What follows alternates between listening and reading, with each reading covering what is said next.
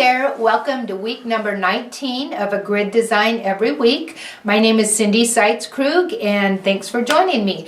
This week I'm going to take you on a little variation of a design we learned earlier in the year, and it's based on the orange peel design, but we've added something to it. So come on over and I'll show you how to do this.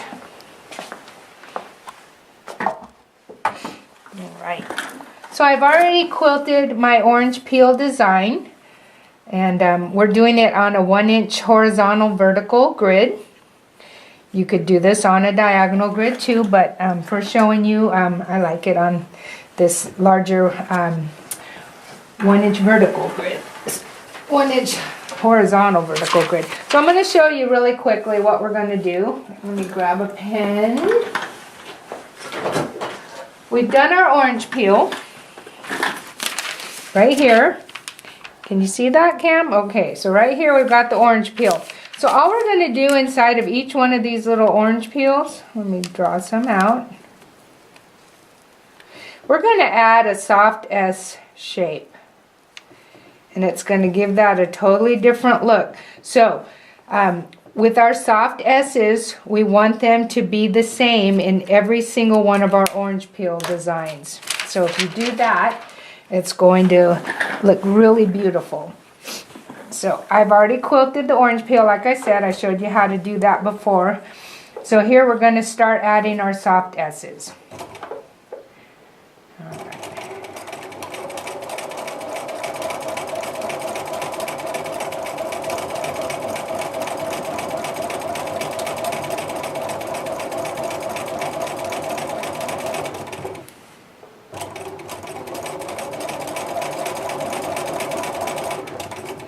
Okay, I'm going to travel over to my next vertical line, and again, think about how your S is. I have to think about this. So, it's going to go like this. Whenever you change direction, sometimes you have to think about these things.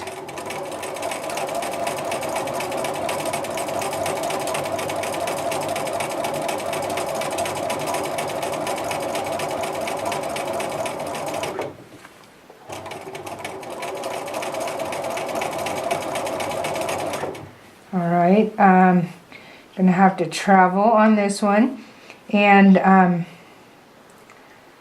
we'll come back later and fill in the ones that we don't get now.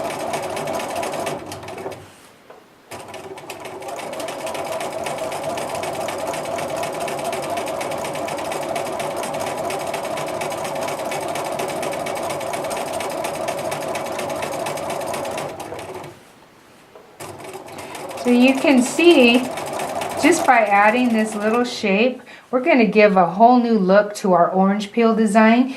And you can be inventive with these and think of a shape that you'd like to add in. And again, it's a little extra work, but you know, more work means more beauty, in my opinion. The more you put into something, the more you get out of it.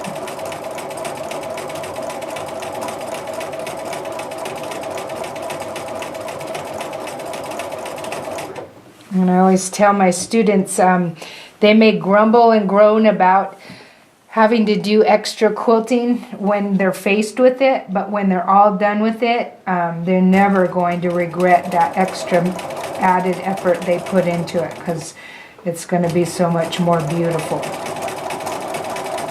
So just embrace it and know that you're going to come out with something exquisite at the end of your effort.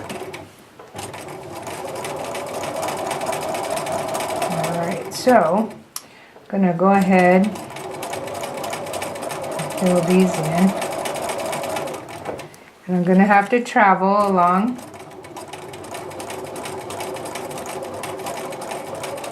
Take your time when you're backtracking.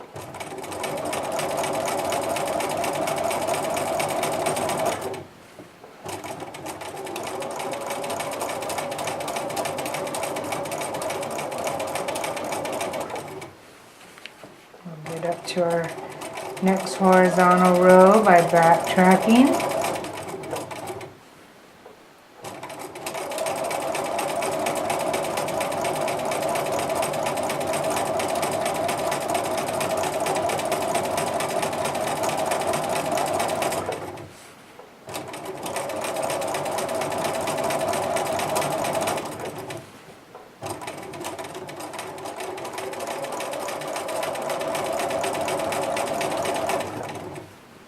See, let me point something out. I'm here and I'm kind of thinking, now which way do I need to go with my soft S? All I need to do is look at that row before, and I'm just going to imitate that. That's much easier than trying to figure out which way my S's go.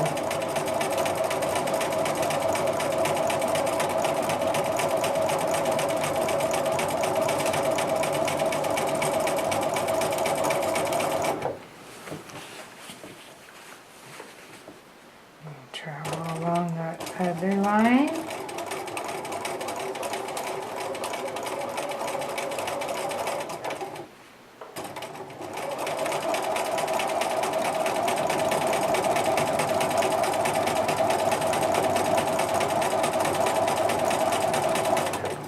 Now let me point something out here.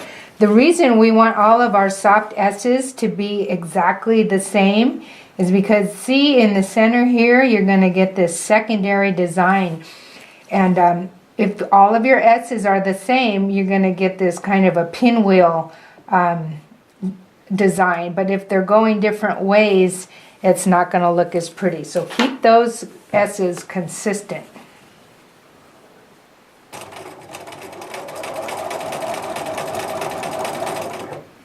And again, right here, we don't need to travel along that S if we don't want. We could go on the edge of our orange peel design. Same thing here. Just, it doesn't matter. Whatever you do, just take your time and do that backtracking carefully. All right, just got a couple more to do.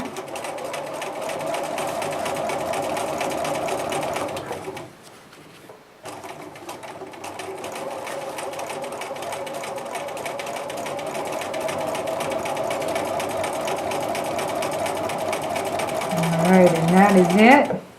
Let's take that out and look at it, and then we'll look at the back also, because that's where we're really going to see how pretty it looks. Remember, once we're done, our grid lines are going to wash away, and all we'll see is the design. So here it is with the marks, and then there it is without. And isn't that just beautiful?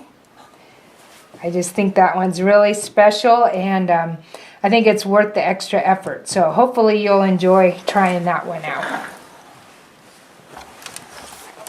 All right. So that's it for week 19, our orange peel variation. And I want to remind you that, oh, my watch is messed up.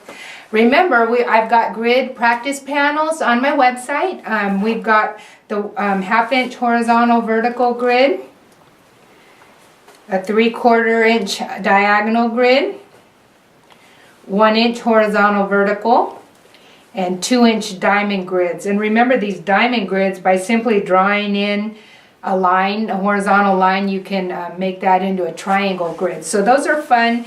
And the marks wash out, and all of the washing instructions for these are on my website.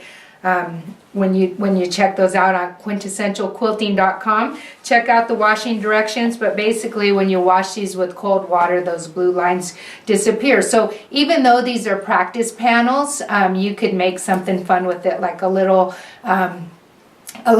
bag for your iPad or something like that. Like I said, on mine, I like to put a different color, a solid, on the back. So here's the front, and here's the back. And when I get all done, I'm going to have some beautiful grid designs there, and I'm going to make something out of it. So probably in 3 or 4 weeks, I'll finish that and have something to show you guys to inspire you. So check those out on my website, quintessentialquilting.com.